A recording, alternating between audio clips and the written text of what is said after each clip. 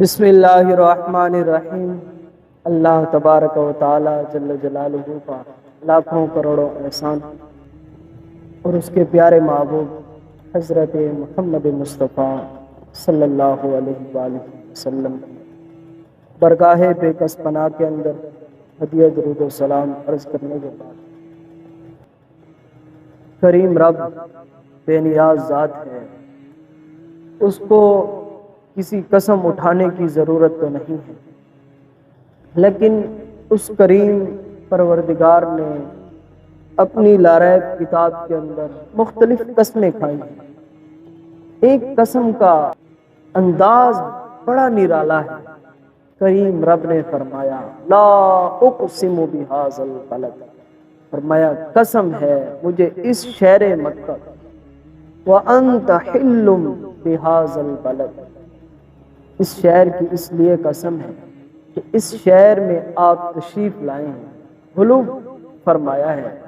اس شہر کے اندر۔ ایک مطلب یہ بھی ہو سکتا ہے کہ اے محبوب مکرم شفیع معظم صلی اللہ علیہ وسلم،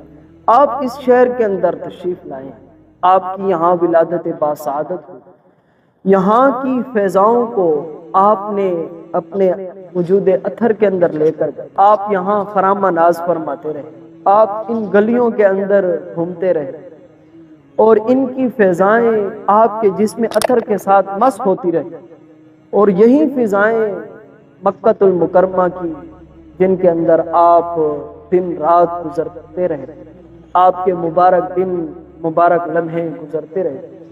کریم رب نے انہی مکہ المکرمہ کی قسم کھائی، فرمایا وَأَنْتَ حِلٌّ بِهَذَا الْبَلَدِ، فرمایا قسم ہے اس لیے کہ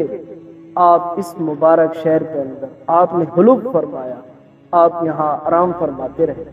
اس لیے اللہ تبارک و تعالی جل جلالہ اس شہر کی قسموں کو کھایا۔ جامع ترمذی شریف کے اندر کتاب المناقب کے اندر باب کی فصل مکہ کی فضیلت کے حوالے سے بیان کرتے ہوئے 5ویں جلد کے اندر حدیث مبارکہ لائی ہے، اور پھر صحیح ابن حبان کے اندر بھی حدیث پاک موجود ہے، اور پھر امام طبرانی نے معجم الکبیر کے اندر بھی حدیث پاک لائی ہے۔ یہ حدیث مبارکہ حضرت عبداللہ ابن عباس رضی اللہ تعالیٰ عنہما سے مروی ہے، فرماتے ہیں قال رسول اللہ صلی اللہ علیہ وسلم، فرمایا اللہ کے حبیب صلی اللہ علیہ وسلم نے فرمایا لمکہ، مکہ المکرمہ کی فضیلت کو بیان فرماتے ہوئے رسول کریم سرور کائنات صلی اللہ علیہ وسلم نے فرمایا ما اطیبک من بلد واحبک الی، فرمایا تو کتنا پاکیزہ شعر ہے اور تو کتنا محبوب اور لاجواب شہر مکہ ہے، اگر تیری قوم والے مجھے اس مکہ المکرمہ سے نہ نکالتے تو میں ہرگز کبھی بھی اس مبارک شہر کو چھوڑ کے نہ جاتا۔ کفار کی جانب سے رسول کریم سرور کائنات صلی اللہ علیہ وسلم کو بہت زیادہ اذیتیں دی گئی، صحابہ کرام کو بھی اذیتیں دی گئی، تو پھر رسول کریم صلی اللہ علیہ وسلم کو کریم رب کی طرف سے حکم آیا کہ آپ مکہ المکرمہ کو چھوڑ دیں اور مدینہ طیبہ تشریف لے جائیں۔ پھر وقت گزرتا گیا فتح مکہ کا موقع آیا، تو کفار کی جانب سے یہ بات تھی کہ انہوں نے اسی مکہ المکرمہ کے اندر 360 بتوں کو رکھا ہوا تھا، یہاں تک کہ حدیث مبارکہ ہے متفق علیہ، صحیح بخاری شریف کے اندر بھی موجود ہے، اور پھر صحیح مسلم شریف کے اندر بھی یہ حدیث پاک موجود ہے، اور بھی مختلف کتب کے اندر یہ حدیث پاک موجود ہے، یہاں تک کہ حضرت عبداللہ ابن مسعود رضی اللہ تعالیٰ عنہ سے مروی ہے، فرماتے ہیں قال دخل النبی صلی اللہ علیہ وسلم مکہ، اللہ کے رسول صلی اللہ علیہ وسلم جب مکہ المکرمہ کے اندر تشریف لائے تو خانہ کعبہ شریف کے اندر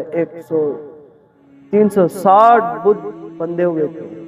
تو آپ صلی اللہ علیہ وسلم نے آپ کے ہاتھ مبارک کے اندر ایک چھڑی تھی، اور ان چھڑیوں کو بتوں کے اوپر مارتے تھے، اور آپ یہ بھی فرما رہے تھے اس وقت جاء الحق وزهق الباطل، جاء الحق وزهق الباطل، یہ بھی مبارک انداز تھا رسول کریم صلی اللہ علیہ وآلہ وسلم کا، اور آپ بتوں کو گرا بھی رہے تھے، اور اسی طرح فتح مکہ کے بعد رسول کریم صلی اللہ علیہ وسلم نے جتنے بھی بت تھے ان سب کو گرا دیا، اور پھر مکہ المکرمہ کو پاک اور پھر مطہر۔ یہ رسول کریم صلی اللہ علیہ وسلم کا دین عظیم میں یہ عظیم کام تھا کہ تمام تر بتوں کو جو غیر اللہ تھے ان کو سب کو گرا دیا، اور کریم رب کی طرف تمام لوگوں کی توجہ کروائی۔